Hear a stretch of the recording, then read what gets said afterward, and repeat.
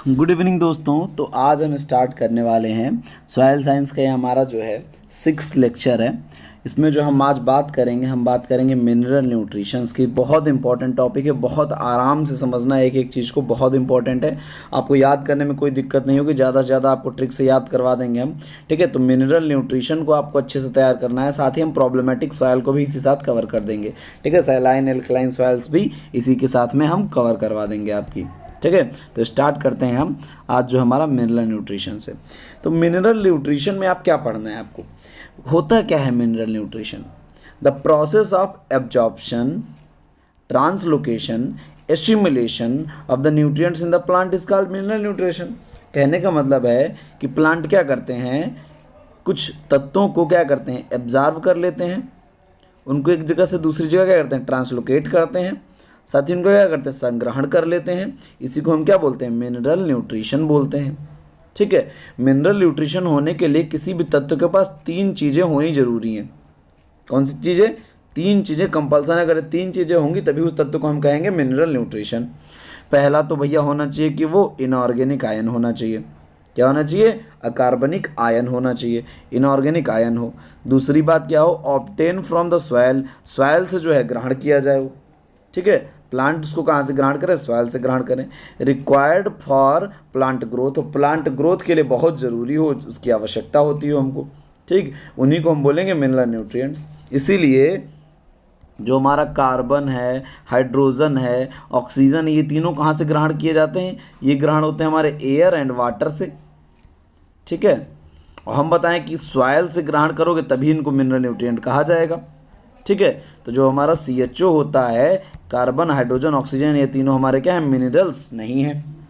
ठीक है, क्योंकि ये क्या होता है, एयर और वाटर द्वारा ग्रहण किए जाते हैं। अगर इनको जो है इनके अलावा जितने बाकी हमारे हैं वो सब सॉइल द्वारा ग्रहण किए जाते हैं, इसीलिए उनको मिनरल्स भी कहा जाता है। मिनरल न्यूट्रिएंट्स हो गए, वो सारे न्यूट्रिएंट्स क्या हो गए, मिनरल न्यूट्रिएंट्स हो गए। आगे बात करते हैं क्राइटेरिया ऑफ एसेंशियलिटी की। अगर बात किया जाए, मतलब आवश्यक पोषक तत्वों की अगर बात किया जाए, तो भैया वैसे तो प्लांट जो है कम से कम 30 तत्वों को ऑब्जर्व करता है।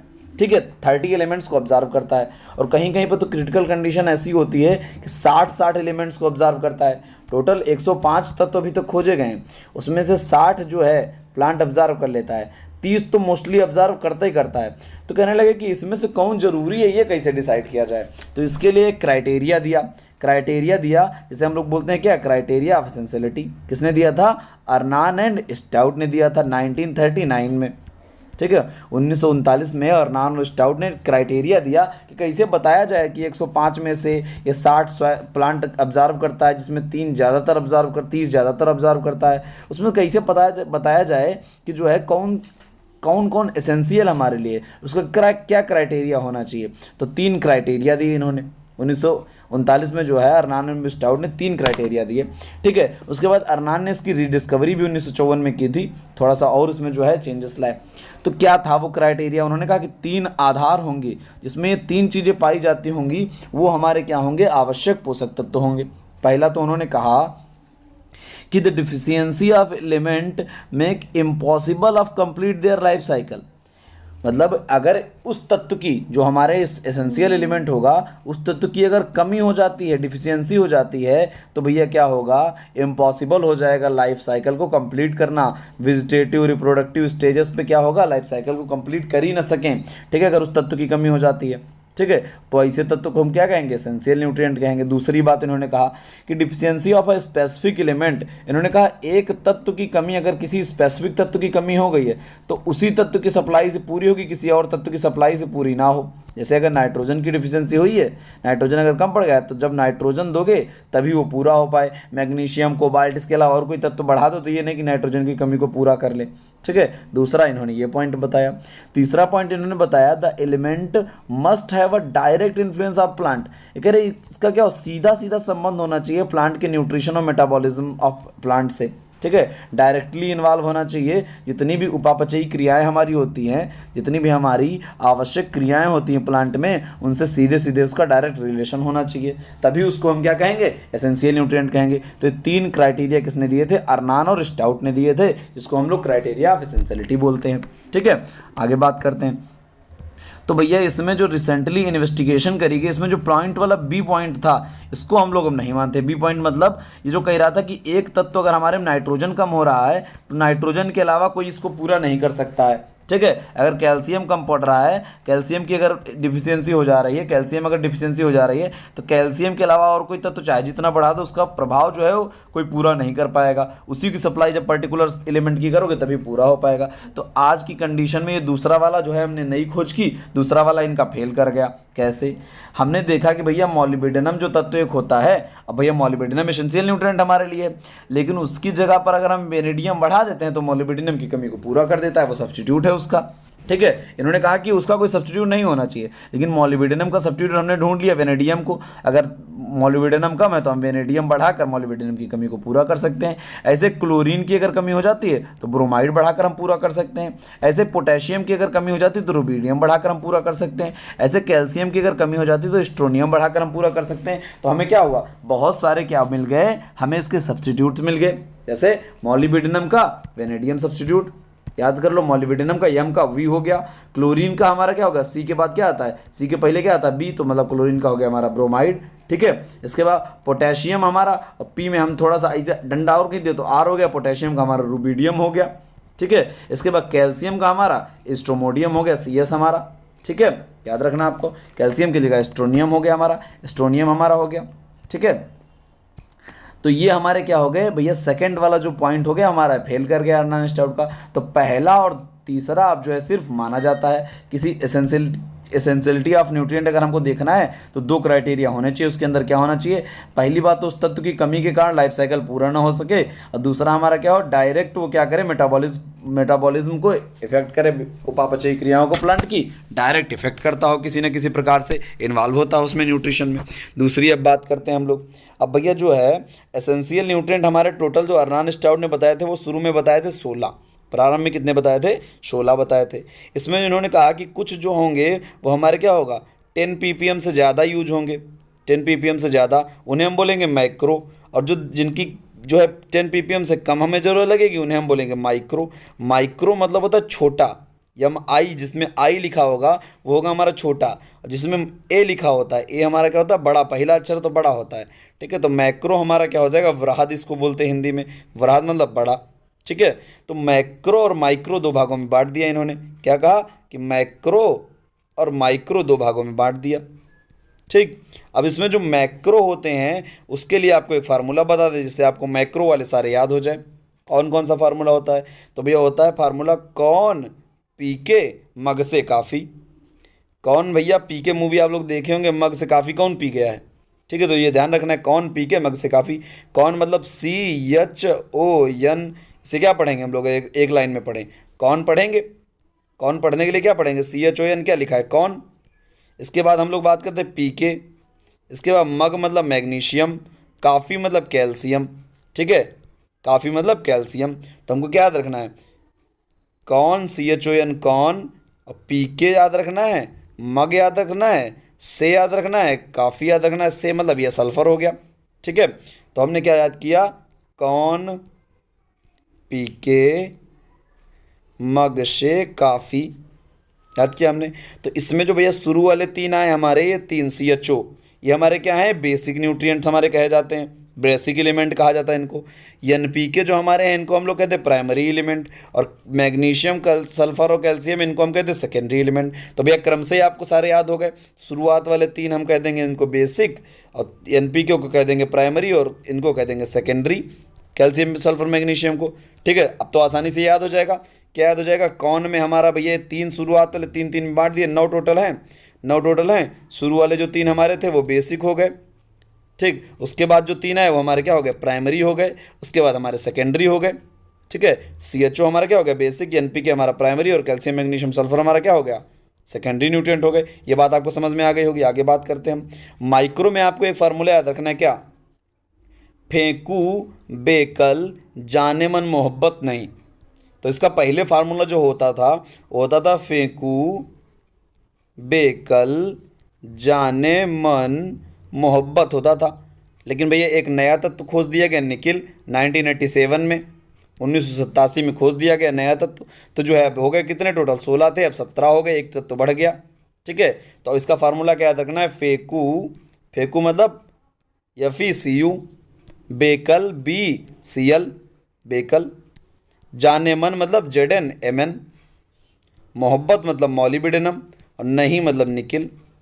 ठीक है, तो आपको यहाँ क्या याद रखना है, फेकू बेकल जाने मन मोहब्बत नहीं, भैया फेकू बेकल जाने मन मोहब्बत नहीं, याद कर लो इसी से सारे, ये क्या है हमारे, आसाम से आपको याद हो जाएंगे। ठीक है, ये हमारे जो है 8 हैं, वो हमारे 9 थे, ये 8 हो गए, टोटल हो कितने गए, 17 अब हो गए। तो एसेंशियल न्यूट्रिएंट टोटल कितने हैं, 17 हैं। आगे अगर बात करें हम फंक्शनल न्यूट्रिएंट्स की, फंक्शनल न्यूट्रिएंट्स की अगर बात किया जाए तो फंक्शनल न्यूट्रिएंट हमारे क्या होते हैं, इसमें 2 तरीके के न्यूट्रिएंट शामिल कर दिए भैया। इन्होंने कहा जो हमारे एसेंशियल न्यूट्रिएंट हैं और उनके साथ में हम जोड़ देंगे बेनिफिशियल न्यूट्रिएंट्स। अब भैया बेनिफिशियल और एसेंशियल में क्या अंतर होता है, देखो कोई चीज़ तुम्हारे लिए एसेंशियल है, मतलब अगर वो ना मिले तो तुम मर जाओगे, ठीक, वो ना मिले तो मर जाओगे। कुछ चीज़ें होती तुम्हारे लिए बेनिफिशियल हैं, वो तुम्हारे लिए अच्छी तो हैं, तुमको फ़ायदा तो बहुत पहुंचाती है, लेकिन उनके ना मिलने पर तुम मरोगे नहीं। जैसे देखो रोटी तुम्हारे लिए क्या है, एसेंशियल है, पानी तुम्हारे लिए क्या है, एसेंशियल है, हवा तुम्हारे लिए क्या है, एसेंशियल है, अगर ये ना मिले तो नहीं जी सकते हो।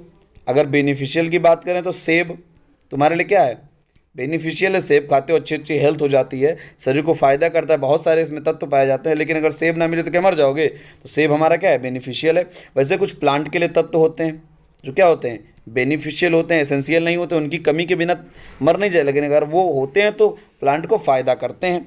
तो ऐसे बेनिफिशियल न्यूट्रिएंट्स जो है 4 बेनिफिशियल न्यूट्रिएंट खोजे, किसने खोजे, मतलब कौन कौन से, तो आपको याद रखना है नावी कोसी, क्या याद रखना है, नावी कोसी, मतलब सोडियम वेनेडियम कोबाल्ट और silicon, sodium vanadium cobalt silicon, कहीं कहीं कहीं पर वेनेडियम की जगह सेलेनियम देखने को मिल जाता है, यसी, ठीक है, लेकिन ये ज़्यादातर तुमको नीट वाली बुक्स में जो है सेलेनियम देखने को मिलता है, अपनी प्लांट साइंस वाली में जो याद लिखा है वही हमको याद करना है। तो क्या याद रखना है, नावी कोशी याद रखना है, सोडियम वेनेडियम कोबाल्ट सिलिकॉन, ठीक है, याद रखो आप, सोडियम वेनेडियम नावी कोशी याद कर लो, क्या याद रखोगे, नावी कोशी, सोडियम वेनेडियम कोबाल्ट सिलिकॉन, याद रख लो भैया।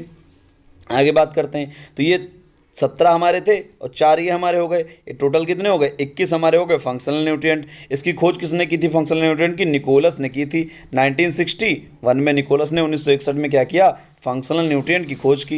ये कहाँ काम कर रहे थे भैया, लॉन्ग एस्थियन इंस्टीट्यूट में काम कर रहे थे अमेरिका में, वहाँ इन्होंने क्या किया, फंक्शनल न्यूट्रिएंट बताया, कहा कि 17 और 4 मिला के 21 हमारे फंक्शनल न्यूट्रिएंट होंगे। हाल ही में जो हमारे कोबाल्ट है, ये हमारा जो बेनिफिशियल हुआ करता था, अब कुछ खोजों में जो है इसको कोबाल्ट को भी क्या किया गया, एसेंशियल न्यूट्रिएंट में शामिल किया जाने लगा, बेनिफिशियल से उठा के, ठीक है। तो कहीं कहीं पर किताबों में आपको आज भी देखने को मिल जाएगा 18 हमारे क्या एसेंशियल एलिमेंट मिल जाएंगे देखने को, एसेंशियल न्यूट्रिएंट देखने को मिल जाएंगे। तो आप कंफ्यूज मत होना, अगर आपके ऑप्शन में 17 ना आए तो आपको 18 टिक मार देना है, ठीक है, अगर 17 आए तो आपको 17 टिक मारना है, अगर 17 और 18 दोनों हो तो 18 टिक मारना है, क्योंकि ये हाल ही में खोजा गया, हो सकता है करंट अफेयर से जोड़ के आपसे पूछ ले आपको कंफ्यूज करने के लिए। तो कोबाल्ट हमारा क्या हो गया, अब 18वां हमारा क्या हो गया, एसेंशियल एलिमेंट हो गया है, ठीक है, इस चीज़ को ध्यान रखिएगा। काफ़ी सारी किताबें अब देने लगी हैं, हालांकि अभी बहुत सारी किताबों में नहीं आया है, ठीक है, इसीलिए जो है अभी हमको नहीं लग रहा कि पेपर में अगर पूछेगा तो 18 पूछेगा, 17 ही पूछना चाहिए, लेकिन हो सकता है भैया PCS एग्जाम ले रहा है, अपडेट रहता हो तो 18 पूछ ले। तो आप ध्यान दे से ऑप्शन 18 वाला टिक करना है एसेंशियल न्यूट्रिएंट में, ठीक है, तब बेनिफिशियल हमारे 3 ही रह जाएंगे, ठीक है, रहेंगे ये हमारे 21 ही रहेंगे, फंक्शनल हमारे 18 + 3 हो जाएगा, 17 + 4 की जगह, ठीक है। कोबाल्ट हमारा क्या हो गया, एसेंशियल में शिफ्ट हो गया, हाल की खोजों में पता चला है। आगे बात करते हैं हम लोग, अब कुछ इनके क्या हैं, ये जो एलिमेंट्स हैं इनके कुछ इंपॉर्टेंट रोल्स हैं, इसमें हमारे जो है 2-3 जगह बहुत इंपॉर्टेंट, जैसे बेसिक स्ट्रक्चर, बेसिक न्यूट्रिएंट आपको बताए थे कौन कौन से बेसिक न्यूट्रिएंट हैं, बेसिक में आपको बताया था CHO हमारा बेसिक है, तो क्या करता है, बेसिक स्ट्रक्चर बनाता है किसी भी क्रॉप का, किसी भी चीज़ का, कि देखो CHO से ही हमारे क्या बनती है, प्रोटीन बनती है। प्रोटीन हमारी किससे बनती है, कार्बन, हाइड्रोजन, ऑक्सीजन और हल्का सा नाइट्रोजन भी जुड़ा होता है, इसी को हम प्रोटीन बोलते हैं। कार्बन, हाइड्रोजन, ऑक्सीजन से हमारा क्या बनता है, कार्बोहाइड्रेट भी बनता है, वसाएं भी इसी से बनती हैं। तो ये हमारे क्या है, बेसिक स्ट्रक्चर हैं, सारी प्रोटीन, कार्बोहाइड्रेट, वसा सब तो इसी से बन रही है, ठीक है। इसके बाद टिश्यू बिल्डिंग में कौन कौन काम आते हैं, देखो CHO तो टिश्यू बिल्डिंग में भी काम आएंगे, लेकिन हाँ अब हमारा क्या है, नाइट्रोजन, फास्फोरस और सल्फर भी काम आ जाएगा इसमें, ठीक है। आगे इस इलेक्ट्रॉनिक बैलेंस की अगर बात किया जाए तो पोटेशियम, मैग्नीशियम, कैल्शियम और क्लोरीन हमारे क्या है, इलेक्ट्रॉनिक बैलेंस वाला काम करते हैं। के आयन हम लोग करते हैं Mg plus plus, calcium plus, chlorine minus minus, ये हमारे आयन क्या करते हैं, इलेक्ट्रॉनिक बैलेंस का काम करते हैं। स्केलेटल डेवलपमेंट में कैल्शियम, मैग्नीशियम, फास्फोरस हमारा आता है। ठीक है, कैल्शियम, मैग्नीशियम और फास्फोरस हमारा क्या करता है, स्केलेटल एलिमेंट है।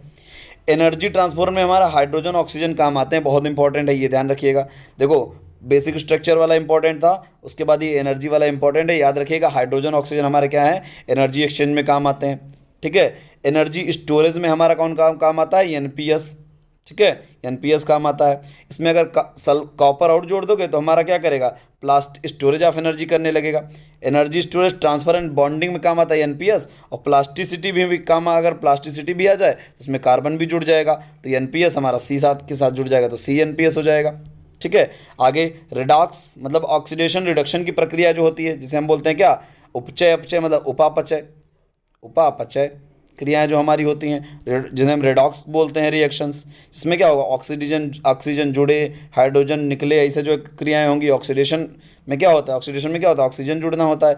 रिडक्शन में क्या होता है, हाइड्रोजन का जुड़ना होता है। तो ऐसी दोनों रिएक्शन एक साथ जहाँ पर देखने को मिलती है उसे रिडॉक्स रिएक्शन कहा जाता है। ये तो हमारे क्या है, याद रखना है आपको, फेंकू जानेमन को, फेंकू जानेमन को याद रख लो। तो फेंकू हमारे, जानेमन को याद रख लो, ये हमारे क्या हैं, रेडॉक्स पोटेंशियल में काम आते हैं। और फेंकू मन सनम, अगर याद कर लो कि फेंकू सनम, क्या याद करोगे, फेंकू सनम याद कर लो। तो फेंकू सनम हमारे क्या हो गया, फेंकू मतलब फेरस कॉपर, और उसके बाद सनम मतलब सल्फर और मैग्नीज। ठीक है, तो हमारे क्या है, कैटलिस्टिक हैं। ये बहुत ज़्यादा इंपॉर्टेंट नहीं है, आपको याद क्या रखना है, ये प्रोवाइड, ये वाला याद रखना है, एनर्जी एक्सचेंज याद रखना है। इसके बाद ये दो बहुत इंपॉर्टेंट है, इनको बहुत मोस्ट इंपॉर्टेंट है। देखो, इमोबाइल इन सॉयल, हमारा फास्फोरस और जिंक हमारा क्या होता है, सॉयल में इमोबाइल होता है। ठीक है, सॉयल में इमोबाइल मतलब एक जगह से दूसरी जगह सॉयल में क्या करेगा, मूवमेंट नहीं कर पाएगा ये। तो फास्फोरस और जिंक हमारे क्या होते हैं, सॉयल में इमोबाइल होते हैं। प्लांट में इमोबाइल कौन होता है, कैल्शियम और बोरान हमारे प्लांट में इमोबाइल होते हैं। इसीलिए जब ये इमोबाइल होते हैं, इसलिए टर्मिनल लीव्स पे इनकी क्या होती है, कमी हमको दिखाई देती है टर्मिनल लीव्स पे, क्योंकि एक जगह दूसरी जगह जा नहीं सकते। तो हमारा क्या होगा, ओल्ड लीव्स में ही बने रहेंगे, टर्मिनल बड पे जा नहीं पाएंगे चढ़ के, इसलिए कैल्शियम बोरान हमारा टर्मिनल बड पे कम पाया जाता है। इसकी कमी जैसे ही होती है टर्मिनल बड पे हमको शो होने लगती है, दिखाई देने लगती है। ठीक है, आगे बात करते हैं हम लोग। अब कुछ इनके जो इंपॉर्टेंट रोल्स हैं उनको ध्यान रखना, बहुत इंपॉर्टेंट, कई बार पूछे गए हैं। नाइट्रोजन जो हमारा होता है, आपको बताए हैं कि CHO के साथ में हमारा जो नाइट्रोजन जुड़ जाता है तभी वो प्रोटीन का निर्माण करता है। ठीक है, न्यूक्लिक एसिड, विटामिन और हार्मोन्स में ये सारे नाइट्रोजन पाया जाता है। प्रोटीन और हमारा क्या, न्यूक्लिक एसिड, विटामिन और हार्मोन्स, इन सब में बनाने में नाइट्रोजन का मेजर रोल होता है। इसके बाद फास्फोरस की अगर बात करें तो भैया सेल मेम्ब्रेन हमारी फास्फोरस की बनी होती है मेनली। ठीक है, आगे बात करें प्रोटीन्स में हमारा पाया जाता है काफ़ी सारा फास्फोरस। ठीक है, इसके बाद बात करें जो हमारा न्यूक्लिक एसिड होते हैं, न्यूक्लिक एसिड मतलब DNA RNA, DNA हो या RNA हो, ये हमारे क्या है, न्यूक्लिक एसिड है। सारे न्यूक्लिक एसिड बने कैसे होते हैं, ये सब बने होते हैं किससे, न्यूक्लियोटाइड से बने होते हैं। ये सब आपको पढ़ा चुके हैं जब हम ब्रीडिंग पढ़ाए थे, न्यूक्लियोटाइड से बने होते हैं, न्यूक्लियोटाइड से बने होते हैं। अब न्यूक्लियोटाइड में क्या होता है, दो चीज़ें होती है, एक तो होता है न्यूक्लियोसाइड और प्लस होता है फास्फोरस। न्यूक्लियोसाइड और फास्फोरस होता है। न्यूक्लियोसाइड में क्या होता है भैया, बॉन्ड्स होते हैं जो हमारे क्या, एडेनिन, थाइमिन, साइटोसिन, ग्वानिन, ये सब क्या है, बॉन्ड होते हैं। इसके अलावा जो हमारे नाइट्रोजनस बेस पेयर हैं, इसके अलावा हमारा क्या होता है, फास्फोरस जुड़ के न्यूक्लियोसाइड टाइड बनाता है। तो इसलिए फास्फोरस हमारा क्या है, न्यूक्लियोसाइड में, न्यूक्लियोटाइड में और ये सब न्यूक्लिक एसिड वगैरह में पाया जाता है। ठीक है, इसके बाद एडिनोसिन ट्राई फास्फेट, फास्फेट आ गया ना, एडिनोसिन डाई फास्फेट, फास्फेट आ गया ना, तो ये सारा क्या है, फास्फेट जो है पाया जाता है किसमें, फास्फोरिलेशन में, फोटोफास्फोरिलेशन में, यानी एनर्जी के एक्सचेंज में। ठीक है, ATP हो गया ना, एनर्जी एक्सचेंज में ATP भी काम करेगा, तो फास्फोरस हमारा उसमें भी पाया जाता है, ATP ADP में। ठीक है, आगे बात करते हैं पोटेशियम हमारा क्या होता है, एनायन और कटायन के एक्सचेंज में। एनायन और कटायन के एक्सचेंज में भी क्या होता है, बैलेंस में काम करता है हमारा क्या, पोटेशियम। एनायन और कटायन क्या होते हैं भैया, तो हमारा देखो ऐसा कौन सा तत्व, ये भी काफ़ी बार पूछा गया, ऐसा कौन सा तत्व है जो एनायन और कटायन दोनों फॉर्म में प्लांट ऑब्जर्व करते हैं। ठीक है, तो नाइट्रोजन को दोनों फॉर्म में ऑब्जर्व करते हैं, कौन कौन, NH4 प्लस होता है, प्लस मतलब एनायन हो गया। आगे कटायन हमारा क्या होगा, NO2 minus minus minus, NO3 minus minus minus, nitrate हो गया, तो हमारा क्या माइनस है, इसलिए क्या होगा, एनायन हो गया। तो ये दोनों फॉर्म में क्या होता है हमारा भैया, ऑब्जर्व करते हैं। ठीक है। नाइट्रोजन ऐसा तत्व है जिसको दोनों फॉर्म में प्लांट ऑब्जर्व करते हैं, गठायन और एनायन में। आगे बात करते हैं, पोटेशियम हमारा प्रोटीन सिंथेसिस में भी हेल्प करता है, जाने दो। मेन इसका काम क्या है, opening of stomata and closing में ये हेल्प करता है, स्टोमेटा के ओपनिंग और क्लोजिंग में हेल्प करता है। इसके अलावा सेल को क्या करता है, टर्जिडिटी यानी कठोरता प्रदान करता है पोटेशियम। ठीक है। मैग्नीशियम हमारा क्या करता है, क्लोरोफिल में पाया जाता है, बहुत इंपॉर्टेंट रोल प्ले करता है। मैग्नीशियम कहाँ पाया जाता है, क्लोरोफिल में इंपॉर्टेंट है भैया। फेरस या फी और ये मैग्नीशियम, ये दोनों कहाँ होते हैं, ये भैया क्या होते हैं, क्लोरोफिल में पाए जाते हैं। लेकिन मैग्नीशियम हमारा क्या होता है, रिंग में उसकी पाया जाता है, रिंग और स्ट्रक्चर में पाया जाता है, कोर तत्व है मैग्नीशियम उसी का। ठीक है। आगे बात करते हैं सल्फर की। तो भैया सल्फर हमारा कहाँ पाया जाता है, देखो भैया चाय में पाया जाता है, सल्फर बहुत जरूरी होता है, चाय में सल्फर देना बहुत जरूरी होता है। इसके अलावा जितनी भी हमारी तेल वाली फसलें होती हैं, ऑयल प्रोडक्शन, उसमें सल्फर बहुत ज़्यादा इंपॉर्टेंट होता है।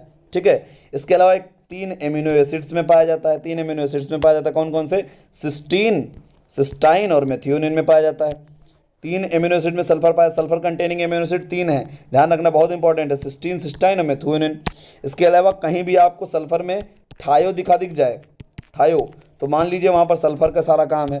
थायो मतलब होता है सल्फर से ही रिलेशन। ठीक है।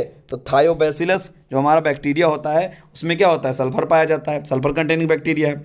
ठीक है। इसके बात करें विटामिन में हमारा थाय से हमारा क्या है, थायमीन है ना, तो थायमीन में हमारा क्या पाया जाता है, सल्फर पाया जाता है। इसके अलावा बायोटीन में भी सल्फर पाया जाता है और कोएंजाइम ए में भी सल्फर पाया जाता है।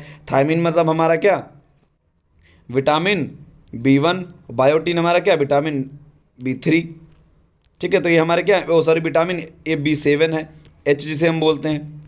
ठीक है। बायोटीन होता है इसका साइंटिफिक नेम, और थायमीन हमारा क्या होता है, B1 होता है। ठीक है। B1 और B7 दोनों में पाया जाता है, B1 और B7 दोनों में पाया जाता है क्या, फास्फोरस। आयरन की बात करें तो आयरन हमारा क्या, क्लोरोफिल में बताए थे आपको योगदान प्ले करता है। बोरान हमारा पॉलन जर्मिनेशन में बहुत इंपॉर्टेंट होता है। इसके अलावा सेल एलोंगेशन, सेल डिवीजन, इन कार्बोहाइड्रेट ट्रांसलोकेशन सब में इंपॉर्टेंट है। लेकिन मेन बोरान के लिए आपको क्वेश्चन क्या याद रखना है, पॉलन जर्मिनेशन के लिए कौन सा तत्व इंपॉर्टेंट, कई बार पूछा गया, याद रखिएगा इस चीज़ को। मॉलिब्डेनम बहुत इंपॉर्टेंट, कई बार पूछा गया है अभी। ये भैया क्या करता है, ये नाइट्रोजन मेटाबॉलिज्म में काम करता है। तो नाइट्रोजन का जब रिडक्शन होता है तो 2 एंजाइम काम करते हैं, वो दोनों एंजाइम में जो है ये क्या होता है, इंपॉर्टेंट रोल प्ले करता है मॉलिब्डेनम। कौन कौन सा एंजाइम, नाइट्रोजिनेज और नाइट्रेट रिडक्टेज। ठीक है। नाइट्रोजिनेज और नाइट्रेट रिडक्टेज, जब नाइट्रोजन का रिडक्शन होता है तो नाइट्रोजिनेज और नाइट्रेट रिडक्टेज दोनों एंजाइम काम करते हैं, तो वहाँ पर क्या होता है, उसमें मॉलिब्डेनम पाया जाता है दोनों एंजाइम्स में। बहुत इंपॉर्टेंट, याद रखिएगा इसको। ठीक है। नाइट्रोजन का फिक्सिंग जब होती है तब क्या होता है, नाइट्रोजनेज और नाइट्रेट रिडक्टेज 2 एंजाइम काम करते हैं, उसमें मॉलिब्डेनम इंपॉर्टेंट रोल प्ले करता है। ठीक है। आगे बात करते हैं, अब भैया डिफिशियंसी सिम्टम किसके कहाँ दिखते हैं यार, ये आपको ध्यान रखना है। ठीक है। तो ओल्डर लीव्स में भैया याद रख लो, भैया पहले तो प्राइमरी जितने भी हमारे थे, प्राइमरी मतलब एनपी के हमारे थे ही प्राइमरी। ठीक है। साथ में हमको याद क्या करना है, मम्मा याद कर लो, मम्मा मतलब मग और प्लस यमो, मैग्नीशियम प्लस मॉलिब्डेनम, ये हमारे क्या हो गए, ओल्ड लीव्स पे इनके सिम्टम्स हमको दिखाई देते हैं। ठीक है। इसके बाद हमको क्या याद रखना है, फेकू सनम याद रखना है। क्या याद रखना है, फेकू सनम, सल्फर और Mn। ठीक है। फेकू सनम याद रखना है, फेकू मतलब फेरस और कॉपर, सनम मतलब सल्फर और Mn। ठीक है। सल्फर और Mn, फेकू सनम याद रख लो। तो फेकू सनम कहाँ भैया, नए नए आए थे, नए नए जब सनम आए थे तो फेंकते थे बहुत, तो नए नए सनम क्या हो गए, फेकू सनम। तो नई पत्तियों पे किसका जो है हमारा डिफिशियंसी शो होती है, फेकू सनम की। फेकू सनम मतलब फेरस, कॉपर और सल्फर और मैंगनीज। ठीक है। ध्यान रखना, फेकू सनम किस पे, नई पत्तियों पे दिखाएंगे। ओल्ड पे कौन, प्राइमरी और मगमो। ठीक है। प्राइमरी, मैग्नीशियम, मॉलिब्डेनम याद रखो। और भैया जिंक ऐसा तत्व है जिसपे ओल्ड और न्यू दोनों पत्तियों पे इसके सिम्टम्स शो हो जाते हैं, और टर्मिनल बड पे वो उनके सिम्टम्स शो होते हैं जो प्लांट में क्या होता है, इमोबाइल होते हैं। प्लांट में जो इमोबाइल होंगे वो टर्मिनल बड पे ही उनकी कमी दिख जाएगी, वो एक जगह दूसरी जगह मूव ही नहीं करते हैं, तो कैल्शियम बोरान हमारा क्या होगा, इसमें टर्मिनल बड पे शो करेगा। ठीक है। आगे इसकी अगर ओल्ड लीव्स में बात करें तो भैया पोटेशियम और मॉलिब्डेनम क्या होता है, डेड स्पॉट बनाते हैं, एनपीएमजी जो हमारे डेड स्पॉट नहीं बनाते हैं। ठीक है। न्यू लीव्स में बात करें तो ग्रीन वेन्स में FeMn और सल्फर कॉपर हमारा क्या है, येलो वेन्स में। इसके अलावा नो डेड स्पॉट बनाने वाले में भी ग्रीन वेन्स में मैग्नीशियम है, येलो में नाइट्रोजन है, ध्यान रखना इस चीज़ को। ठीक है। अब हम लोग क्या बात करेंगे भैया, इनके जो सिम्टम्स हमको दिखाई देते हैं उनको कहते क्या क्या है। देखो भैया, डिफिशियंसी सिम्टम जो हमको दिखाई देते हैं, एक को हम लोग बोलते हैं क्लोरोसिस। और क्लोरोसिस आपको जब ब्रीडिंग पढ़ाए थे तो बताए, ओ सॉरी पैथोलॉजी पढ़ाए थे तो बताए थे क्लोरोसिस क्या होता है। क्या होता है भैया, न्यूट्रिएंट्स की कमी के कारण क्या होगा, पत्तियां जो हमारी होंगी वो पीली पड़ जाएंगी, पौधा पीला पड़ जाएगा, सूख जाएगा, इसे हम बोलते हैं क्लोरोसिस। ठीक है, क्या हो जाएगा, पीलापन दिखेगा हमको। ठीक है, यहीं पर एक दूसरा शब्द पढ़े थे हम लोग, क्या, इटियोलेशन। इटियोलेशन क्या होता है, धूप की कमी से अगर पीली पड़ जाए तो इटियोलेशन, तत्वों की कमी से पीली पड़े तो हमारा क्लोरोसिस। तो भैया कौन कौन से तत्व की कमी से क्लोरोसिस होती है, फार्मूला याद कर लो, आसानी से क्लोरोसिस का याद हो जाएगा। तो भैया क्लोरोसिस जब होती है तो क्या होता है कि नेहा मांगे सोना लोहा, नेहा मांगे सोना लोहा, किस काम का जाने मन मोहब्बत। भैया नेहा क्या है, नेहा बहुत चालू लड़की। ठीक है, नेहा बहुत चालू लड़की। अब नेहा क्या करे, नेहा मांगे सोना लोहा, और किस काम का जाने मन मोहब्बत। जब नेहा सोना लोहा के पीछे भाग रही है तो तुम भैया भागो पैसे के पीछे।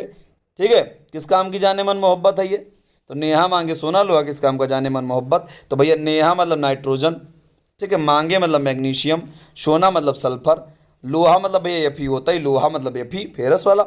ठीक है, किस मतलब पोटेशियम, काम का, काम किस काम का, देखो भैया किस काम का मतलब के एक बार ले लो, किस काम का हो जाएगा उसी से। ठीक है, किस काम का, जाने मन जेडेनेमन, मोहब्बत मोलिबिडेनम। ठीक है, तो भैया नेहा मांगे सोना लोहा, किस काम का जाने मन मोहब्बत। ठीक है, तो किस काम की जाने मन मोहब्बत है ये, नेहा मांगे सोना लोहा। ठीक है, और किस काम का जाने मन मोहब्बत। ठीक है, तो याद कर लो ये भैया क्या है, क्लोरोसिस के लिए है। आगे बात करते हैं हम लोग भैया निक्रोसिस। निक्रोसिस क्या होता है, मतलब डेथ ऑफ सेल्स। भैया क्या हो, तत्व की कमी से क्या हो, सेल डेथ कर जाए, टिश्यू डेथ कर जाए, डेथ करने लगे। तो इसके लिए हमको याद क्या करना है, काम कुक याद कर लो, काम कुक। काम मतलब क्या, काम CAMG, काम हो गया, कुक CUK, कुक हो गया। तो काम कुक हमारा क्या है, निक्रोसिस। भैया काम कुक मर गया, काम कुक मर गया, काम कुक मर गया भैया, तो काम कुक मतलब कैल्शियम मैग्नीशियम कॉपर पोटेशियम।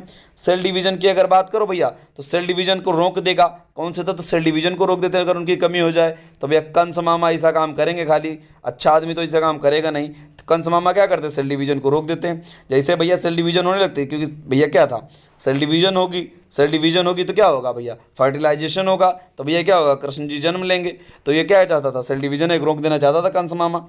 ठीक है, ताकि क्या हो, कृष्ण कृष्ण जी पैदा ना हो पाए, ताकि कंस का वध ना करें। ठीक है, तो कंस मामा बहुत कलाकार था, सेल डिवीजन रोकना चाहता था। तो भैया कंस मतलब के यन यस कंस, और मामा मतलब मॉलिबिडेनम।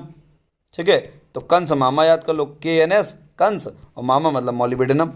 ठीक है, अब डिले फ्लावरिंग क्या हो भैया, ऐसे लोग होंगे जो फूल खिलने नहीं देंगे। सनम आदमी क्या होता है, फूल खिलने नहीं देता, फ्लावरिंग को क्या करता है, देर डिले कर देता है, रोक देता है। तो भैया क्या है, सनम आ गया, सल्फर नाइट्रोजन और मॉलिबिडेनम। ठीक है, तो सनम क्या करते हैं भैया, फूलों के पीछे वैसे प्यार मोहब्बत वाले पागल रहते हैं, जहाँ पाते फूल वहीं लेट आधार देते हैं उनको, तो उनको क्या करते हैं, डिले फ्लावरिंग कर देते हैं। ठीक है, तो सनम ऐसा काम करते हैं, सल्फर नाइट्रोजन और मॉलिबिडेनम आप आसानी से डिफिशियंसी सेंटर में याद कर लेंगे, बहुत इंपॉर्टेंट है। आराम से पढ़िए भैया, एक एक चीज़ आपको याद हो जाएगी। ठीक है, चलिए अब आगे बढ़ते हैं फिर। तो भैया प्रॉब्लमेटिक सॉइल जो दूसरा टॉपिक हमने कहा था, आज ही कवर करवा देते हैं, बहुत ज़्यादा डिटेल नहीं लाए हैं, आपको आसानी से तैयार हो जाएगा, जहाँ से क्वेश्चन आते हैं आपको ज़्यादा मेहनत भी नहीं करनी पड़ेगी। तो भैया मृदा में जब सोडियम, कैल्शियम, मैग्नीशियम, इन सब के क्लोराइड, सल्फेट या कार्बोनेट या बाइकार्बोनेट बढ़ जाते हैं तो उससे मृदा क्या होता है, उसका पीएच बढ़ जाएगा, वो एल्कलाइन या सैलाइन हो जाएगी मृदा।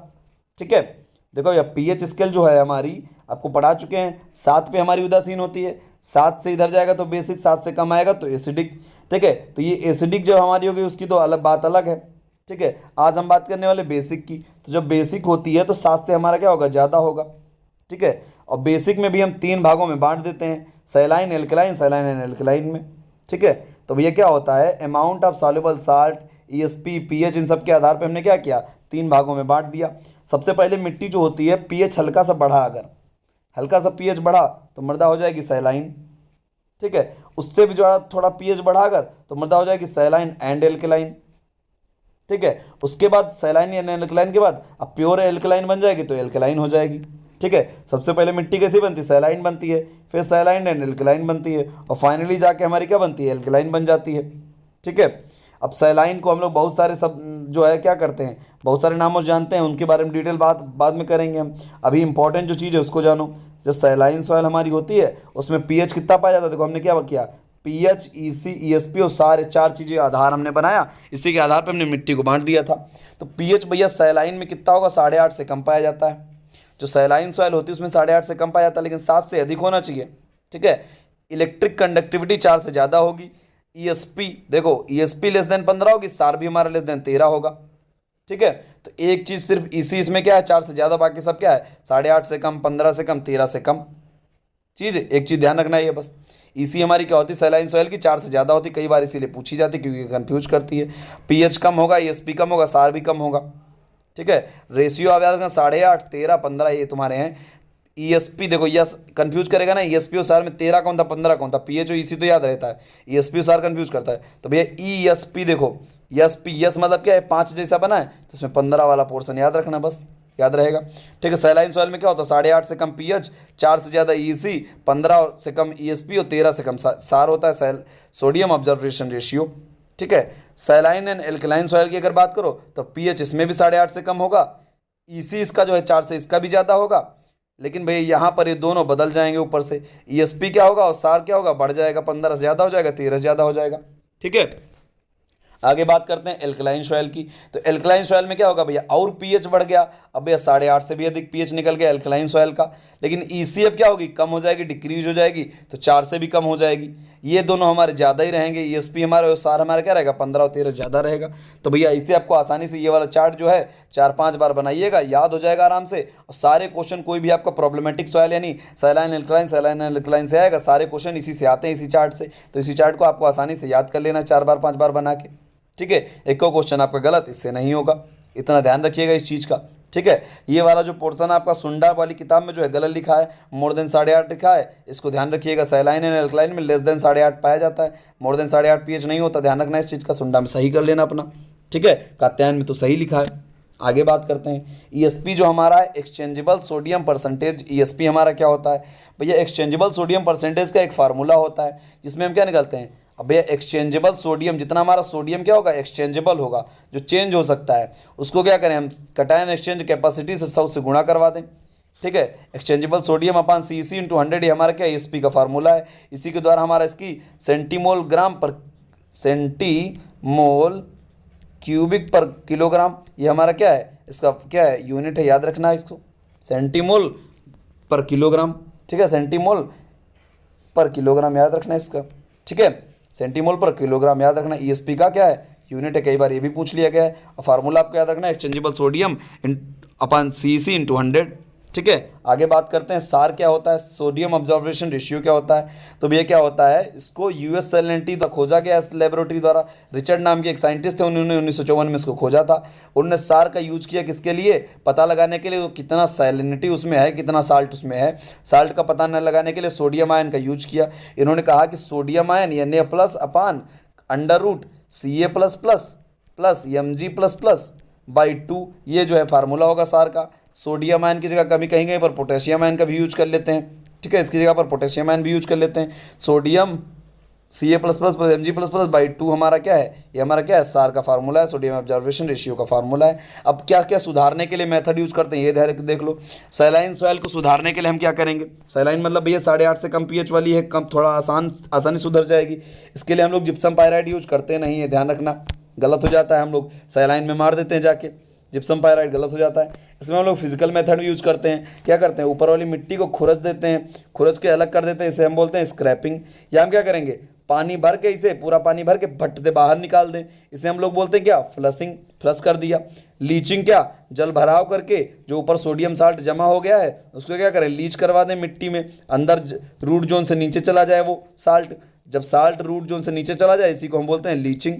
ठीक है। तो लीचिंग करवा दिए तो इससे हमारा क्या होगा, इससे भी सुधर जाएगा। इसके बाद एग्रोनॉमिक मेथड, कुछ कल्चरल मेथड अपनाएंगे। क्या करेंगे हम भैया, सिलेक्शन ऑफ क्रॉप और क्रॉप रोटेशन का ध्यान रखेंगे। सबसे पहले क्या करेंगे भैया, क्या करेंगे, कुछ ऐसी फसलें उगाएंगे जो क्या हो, सहनशील करती हो, नमक लवण सहनशील हो, यानी नमक को आसानी से सह सकती हो।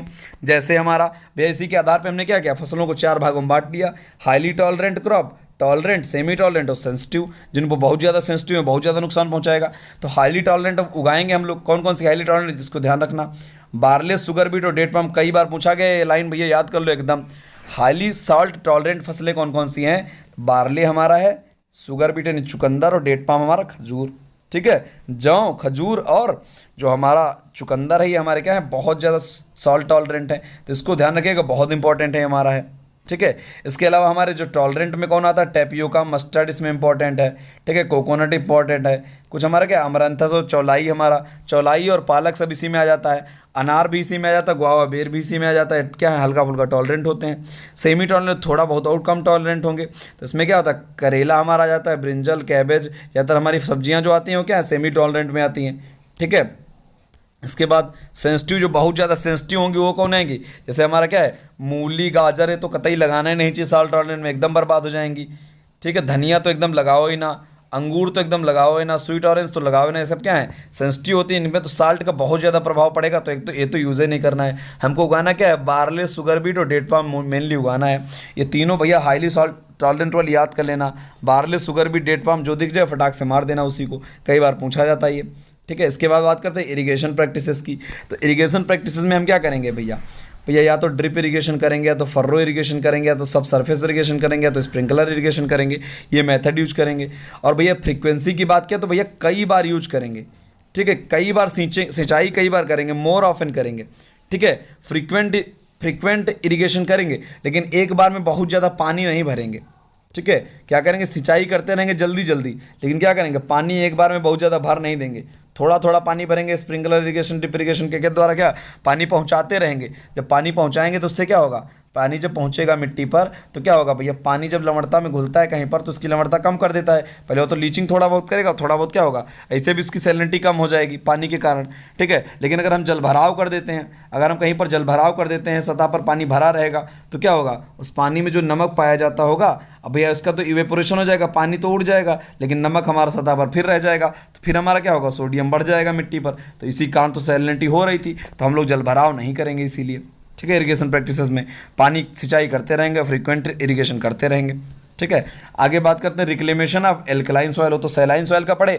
एल्कलाइन के लिए हम लोग भैया क्या करेंगे, बहुत ज़्यादा पीएच बढ़ चुका है, 8.5 से ऊपर निकल चुका है, तो हम लोग फट से क्या करते हैं, जिप्सम और पायराइट यूज कर देते हैं। क्या करते हैं, जिप्सम और पायराइट का यूज कर देते हैं। जिप्सम हमारा क्या करता है, जिप्सम हमारा ये CaSO4 × 2S2 है। अब भैया जो एल्कलाइन सॉइल होती है उसमें क्या होता है, Na2CO3 यानी सोडियम के कार्बोनेट पाए जाते हैं, ये सोडियम ही पाया जाता है ना। अब इस सोडियम के साथ में क्या होता है, जो कैल्शियम होता है भैया इसको रिप्लेस मार देता है। कैल्शियम क्या करता है, कैल्शियम भगा देता है सोडियम को। कैल्शियम और भैया कैल्शियम और से सोडियम लड़ाई चलती है, क्या एक बार दोनों के पास ए है, तो कहते हैं ए के साथ में लड़ाई करेंगे हम। तो भैया दोनों के पास चलती है लड़ाई कैल्शियम सोडियम की। तो सोडियम भैया जब बढ़ जाता है तो उसे कहते हैं हम लोग एल्कलाइन सॉइल। सोडियम को लात मार के क्या किया, नीचे भेज दिया, लीचिंग करवा दिया Na2SO4 के रूप में लीच करवा दिया इसको, और खुद CaCO3 के रूप में ऊपर बना रह गया। तो ये हमारा क्या होगा, कैल्शियम ऊपर बढ़ जाएगा। ठीक है, और हमारा क्या होगा, Na2CO3 जल के साथ में नीचे घुल के चला जाएगा। इसी के हमारा जिप्सम से काम करता है। 12 से 15 टन पर हेक्टेयर हम लोग यूज करते हैं लगभग इंडिया में। ठीक है, करना चाहिए हमको। और ये ऐसे हमारा क्या होता है, या FeS2 यानी पायराइड भी यूज करते हैं। तो इसमें जो सल्फर पाया जाता है, सल्फर क्या करता है भैया, Na2SO4 में सल्फर की जरूरत पड़ रही है ना, तो ये सल्फर क्या करता है, इसको लीचिंग में मदद करता है। तो इसलिए फिर हम लोग पायराइड भी यूज कर देते हैं इसके लीचिंग करवाने के लिए सोडियम के। ठीक है, इतना हम लोग क्या करते हैं, काम करते हैं, जिप्सम और पायराइड का यूज करते हैं एल्कलाइन सॉइल को सुधारने के लिए। ऐसे हम जो एसिडिक सॉइल होती है, इसका pH कितना होता है, 7 से कम होता है, 7 से कम होता है एसिडिक सॉइल का। ठीक है, इसको सुधारने के लिए हम लोग क्या यूज करते हैं, चूना यूज करते हैं। इतना सिंपल सा जवाब है भैया, एसिडिक मृदा सुधारने के लिए हम लोग चूना यूज करते हैं। ठीक है, तो आज के लिए बस इतना ही। जो है आपका जो आज का टॉपिक है बहुत इंपॉर्टेंट था, बहुत ज़्यादा शेयर करिए इसको भैया, ज़्यादा से ज़्यादा लोगों तक पहुंचाओ, ताकि हम भी इतनी मेहनत कर रहे हैं तो आप लोग को भी पता चल रहा होगा कि इतनी मेहनत लग रही है इस चीज़ में। एग्जाम भैया हमको भी देना है, आप लोग के लिए मेहनत कर रहे हैं, तो आप लोग भी इसको शेयर करिए, ज़्यादा से ज़्यादा जितने लोग DHO दे रहे हैं सब तक पहुँचाइए। ठीक है, तो आज के लिए बस इतना ही, धन्यवाद।